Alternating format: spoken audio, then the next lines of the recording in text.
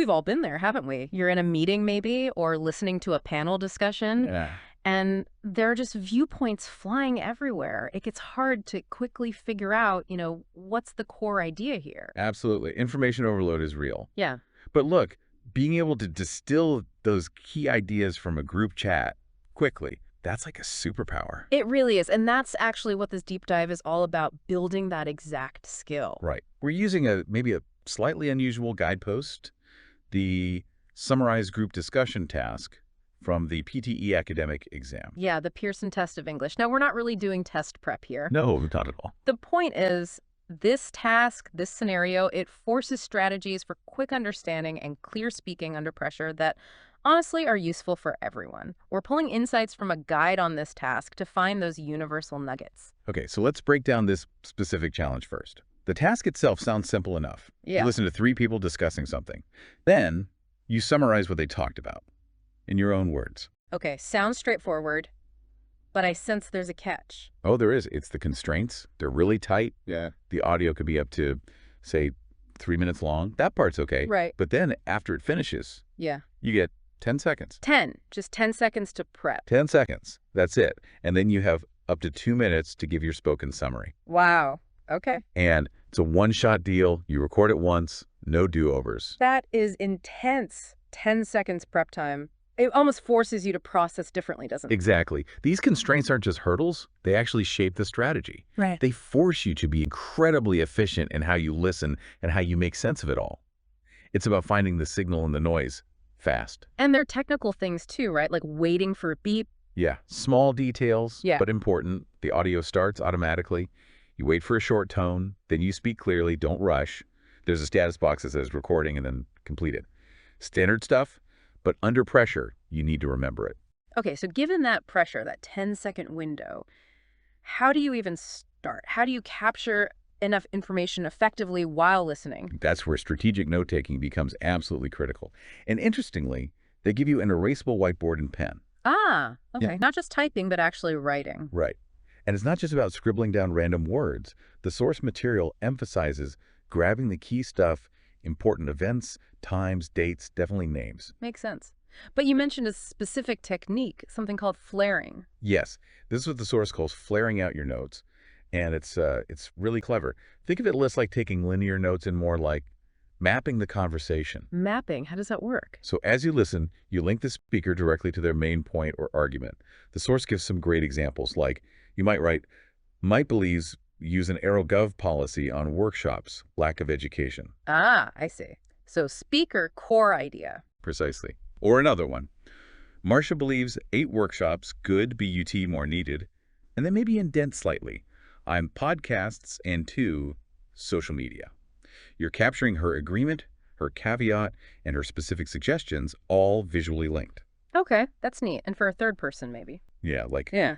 Sarah people should pay for education workshops, and then the reason, so pros teach, not students. You see how quickly that maps out who stands where? I do, yeah. It's like a quick visual org chart of the arguments. Right. It immediately tells you who said what, their stance, any solutions they offered. Exactly. And doing this while listening is key, because when that audio stops, you only have those 10 seconds. Your notes have to be already organized in a way that lets you jump straight into planning your summary. You can't start sorting it out after it ends. That makes so much sense. You're essentially pre-processing the structure of the conversation as it happens. Okay, so you've got these flared notes on your whiteboard.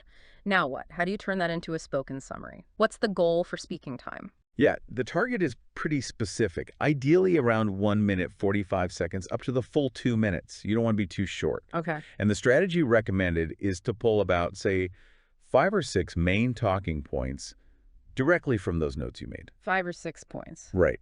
And the idea is that each point should give you enough material to talk about for maybe 15, 20 seconds or so. Ah, okay. So you're not just listing facts, you're elaborating slightly on each key argument or viewpoint you captured. Exactly.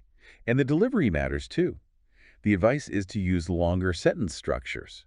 Try to connect ideas smoothly, not just speak in choppy phrases. It shows you've actually synthesized the information. Right, it demonstrates understanding, not just recall. And I imagine practice is pretty important here. Oh, absolutely crucial. The source really hammers this home.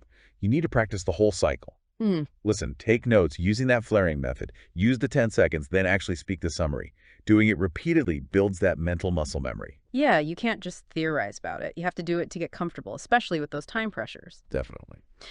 So let's step back.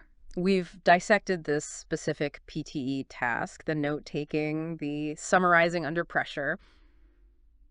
What's the bigger takeaway here? How does this apply beyond, an English test? Well, think about it. These skills, really listening actively, pulling out the core arguments fast, seeing different perspectives, putting it all together concisely, especially when you're on the spot. These are massively valuable in, well, almost any situation. Yeah, I could see that, like in a work meeting, trying to sum up where everyone stands. Exactly. Or trying to understand a complex issue where different news sources are giving you conflicting takes. This process helps you cut through that clutter. It forces you to listen for the why behind what people are saying, maybe, not just the surface level words. That's a great way to put it. You're extracting the essence. Think about customer service, strategic planning, even just navigating difficult family discussions sometimes.